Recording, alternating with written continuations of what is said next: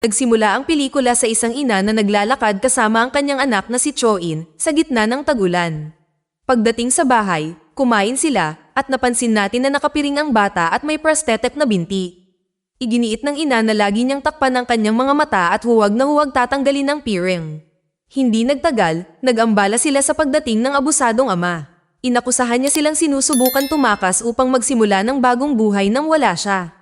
Sa kanyang inis, kinwestiyon niya kung magiging tao ba ang bata sa pamamagitan lamang ng pagtatakip ng kanyang mga mata. Nagbanta siya na sasaktan siya at iminungkahi pa niyang dudukutin ang kanyang mga mata para ayusin ito. Habang tumataas ang tensyon, sinimulang salakayin ng lalaki ang ina ng marahas. Nang mapuno na, sa wakas ay tumayo si Cho-in. Hindi niya pinansin ang utos ng kanyang ina, tinanggal niya ang piring sa kanyang mga mata. Pagkatapos ay mahinahong nilapitan ni Cho-in ang kanyang ama na lumabas ng bahay na parang wala sa sarili, naglalakad ng patalikod.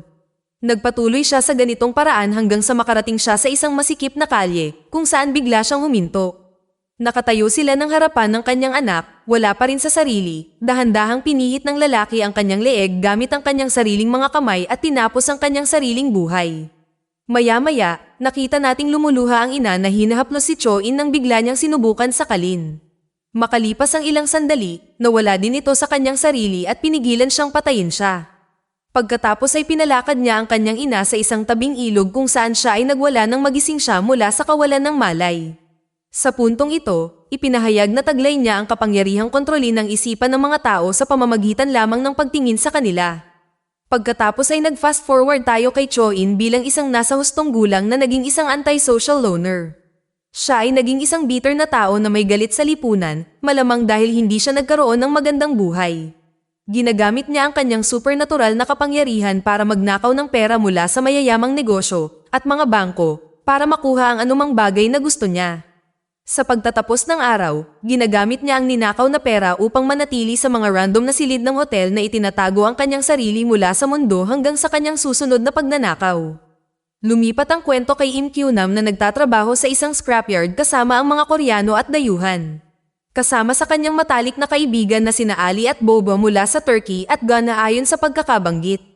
Isang hapon pagkatapos ng trabaho ay ginugol niya ang kanyang kaarawan kasama ang mga kaibigan sa isang theme park. Habang bumababa sa sasakyan, si Kyunam ay marahas na nasagasaan ng paparating na sasakyan at isinugod sa ospital.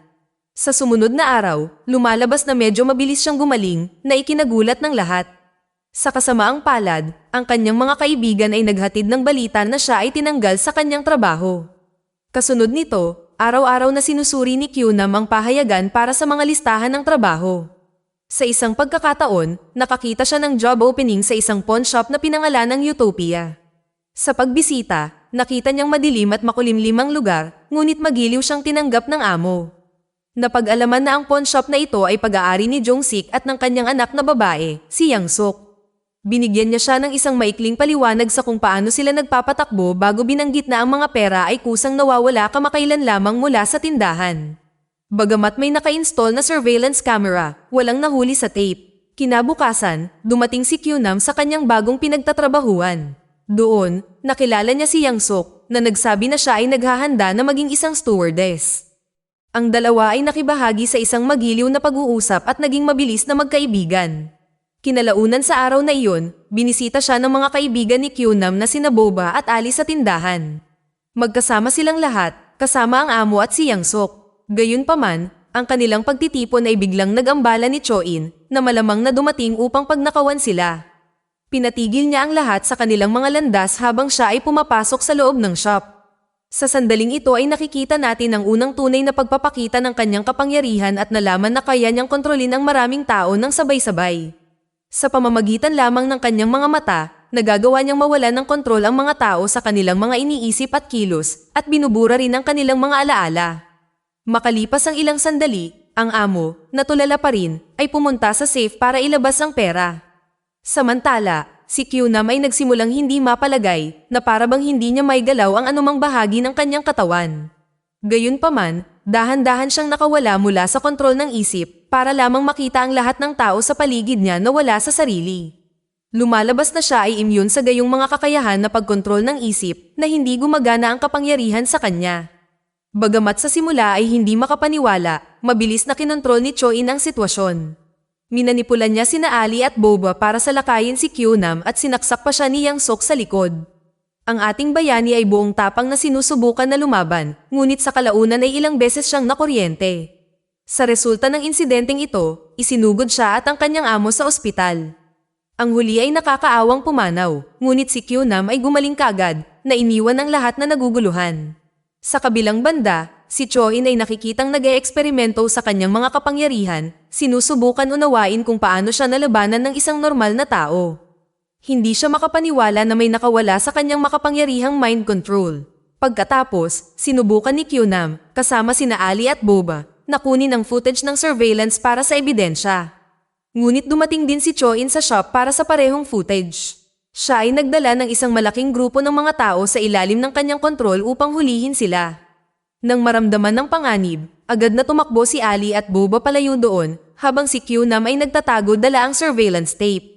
Ngunit tumangging sumuko si Choin at patuloy siyang inatake gamit ang mga taong kontrolado niya. Di nagtagal, dinala sila ng kanilang paghaharap sa mga kalye, kung saan natagpuan ni Choin ang kanyang sarili na nag-iisa na walang nakikitang ibang tao. Siya ay desperado na naghahanap ng mga tao ngunit walang pakinabang. Sa pagsaksi nito, napagtanto ni Kyunam na kailangang makita ni Choin ang mga tao upang kontrolin sila. Sinamantala niya ang pagkakataon, hinabol niya siya sa isang van hanggang sa makarating sila sa isang dead end. Pagkatapos ay bumaba si Kyunam sa van upang direktang harapin siya, ngunit sa lalong madaling panahon natagpuan ang kanyang sarili na napapalibutan ng isang grupo ng mga na-hypnotize na lalaki. Panay ang paglapit sa kanya ng mga lalaki, armado ng mga basag na bote. Ngunit bago nila mailunsad ang kanilang pag-atake, ginamit ni Kyunam ang kanyang taser upang makuryente si Choin na sinira ang kanyang kontrol sa iba. Kasunod nito, naabutan niya si Choin at tinakpan ng kanyang ulo upang pigilan siya sa paggamit ng kanyang kapangyarihan sa pagkontrol sa isip. Pagkatapos ay dinala niya siya sa istasyon ng pulisya, umaasang maniniwala sila sa kanya. Gayunpaman, nawalan ng saysay ang kanyang plano dahil hindi pinaniwalaan ng pulisya ang kanyang kwento. Sa halip ay iniisip nila na siya ay nasa ilalim ng epekto ng droga. Desperado na sinusubukan ni Kyunam na balaan sila laban sa pag-aalis ng takip ni Choin. Ngunit binaliwala siya ng mga pulis at tinanggal ang takip sa ulo ni Choin. Hindi siya nag-aksaya ng oras at agad na hinipnotismo ang lahat ng mga pulis. Inutusan pa niyang barilin ng isa sa mga pulis si Kyunam, ngunit nagawa itong iwasan ng huli. Kasunod nito, hinabol ni Kyunam si Choin sa isang mataong istasyon ng tren. Sa isang punto, na-corner niya siya at naglunsad ng kanyang pag-atake na hindi alam ang panganib na dulot ng mga inosenteng tao sa kanilang paligid. Sa isang desperado na hakbang, inutusan ni Choin ang isang ina na ihagis ang kanyang sanggol sa riles habang papalapit ang isang tren. Nang makita ito, si Kyunam ay likas na tumalon upang iligtas ang sanggol ngunit nabangga sa gilid ng mabilis na tren sa proseso. Bilang resulta, iniwan siya ni Choin upang mamatay sa istasyon ng tren at tumakas sa eksena. Ngunit tulad ng inaasahan, hindi lamang nakaligtas si Kyunam ngunit napagaling din niya ang kanyang sarili nang hindi nagtagal. Samantala, si Choin ay bumalik sa hotel kung saan siya nagpapahinga at nakita niya itong puno ng mga pulis. Sa takot na baka mahuli siya, nagpasya siyang gumawa ng isang bagay na hindi makatao. Kinontrol niya ang mga pulis na naroroon at pinagbabaril ang isa't isa. Ito ay brutal na tumapos sa kanilang lahat. Sa ibang lugar, napagtanto ni Kyunam na si Choin ay isang mapanganib na individual na maaaring pumatay ng libu-libong tao para makuha ang gusto niya. Kaya nagpasya siyang tapusin siya minsan at para sa lahat. Pagkatapos ay nakipagkita si Kyunam sa kanyang mga kaibigan na sina Ali at Boba at sinabihan sila tungkol sa sitwasyon. Agad silang sumang-ayon na tulungan siya dahil alam nilang nasa panganib ang lungsod. Kasunod ng ilang pagpaplano, binago ni Ali ang isang lumang van at gumawa ng makeshift flare gun para mabulag si Choin. Samantala, inaakit ni Kyunam ang atensyon ng mga awtoridad na humantong sa isang pagsisiyasat. Ngunit nang makarating sila sa bahay ng ina ni Choin, mabilis na niligpit ni Choin ang mga ito. Pagkatapos ay hinarap ni Choin ang kanyang ina at pinag-isipan pa niyang patayin siya. Gayunpaman, pinigilan niyang gawin iyon at sa halip ay iniwanan siya ng malaking halaga ng pera na ninakaw niya sa bangko kanina. Samantala, nagmamaneho ang tatlo sakay ng kanilang binagong van, determinadong hanapin si Choin at wakasan ang kaguluhan. Habang sila ay nagmamaneho, si Kyunam ay hindi inaasahang nakatulog at nagising na nakitang sinasalakay ni Boba si Ali sa ilalim ng kontrol ni Choin. Huminto sila sa isang kalapit na apartment complex, naghihinala na maaaring ginagamit niya ang kanyang kapangyarihan mula sa isang lokasyon kung saan nakikita niya ang mga ito. Tama sa kanyang hinala, nasulyapan ng ating bayani si Cho-in at sinimulan siyang habulin, naiwan sina Ali at Bobo na naghihintay sa van. Sa loob ng apartment, nadiskubre ni Kyunam ang lahat ng mga residente na wala sa kanilang mga sarili. Ginamit ni Cho-in ang kanyang kapangyarihan upang makipag-usap sa kanila sa pamamagitan ng mga boses ng mga taong ito. Sinisisi niya si Kyunam sa mga naganap na pagkamatay, iginiit na wala sa mga ito ang mangyayari kung pinabayaan lang niya ito. Walang magawa si Kyunam para iligtas ang mga tao at walang magawa siyang pinapanood silang namamatay. Samantala, iniwan ni Cho-in ang kaguluhan at lumabas, kung saan bigla siyang inatake ni Ali at Bobo gamit ang isang flare gun. Gayunpaman, nananatili siyang hindi naaapektuhan at sa halip ay nakuha niya ang mga ito. Pagkatapos, galit na hinanap ni Kyunam ang kanyang mga kaibigan, ngunit wala na sila. Nasiraan ng loob at pagod, bumalik siya sa pawn shop upang magpahinga para lamang mapadpad sa isang nakamamatay na bitag na itinakda ni Cho-in. Sa kanyang takot, natuklasan niyang nakatali sina Ali at Boba, handa ng bitayin. Bago siya makapag-react, si Kyunam ay biglang nawalan ng malay at nagising na nakabitin at walang magawa tulad ng kanyang mga kaibigan. Pagkatapos ay lumabas si Cho-in, iniwan silang dahan-dahang nalalagutan ng hininga at namamatay. Sa isang kislap ng swerte, nakita ni Kyunam ang isang kutsilyo sa malapit na ginamit niya upang putulin ang kanyang lubid. Ngunit sa kabila ng kanyang pinakamahusay na pagsisikap, hindi niya nailigtas ang kanyang mga kaibigan sa oras at nakalulungkot na narating nila ang kanilang wakas. Samantala, nakatagpo ni Cho-in ang anak ng amo na si Yang-suk sa labas ng pawn shop at kinontrol ang kanyang isip. Pagdating ni Kyunam, nasaksihan niya ang pagpasok niya sa kotse kasama si Cho-in. Sa takot na mapatay niya ang babae, nagpa siya ang ating bida na kumilos. Sinundan niya sila sa kanyang van na may matinding habulan. Sa huli, huminto si Cho-in nang mabangga niya ang kanyang sasakyan sa isang truck. Sa kabila ng mga pinsala, nagawa pa rin niyang manipulahin ang mga kalapit na driver para harangan ang daanan ni Kyunam. Ito ay humantong sa isang napakalaking aksidente sa trapiko na dahan-dahang patungo kay Kyunam. Nang magsimula siyang mawalan ng pag-asa, ang mga espiritu ni Ali at Boba ay mahimalang sumagip sa kanya. Hinimok nila siya na i-activate ang speed booster na naka-install sa van na sa huli ay nagligtas sa kanyang buhay. Nang maglaon, tumakas si Cho-in sa tuktok ng isang gusali, hawak si Yang-suk na hostage.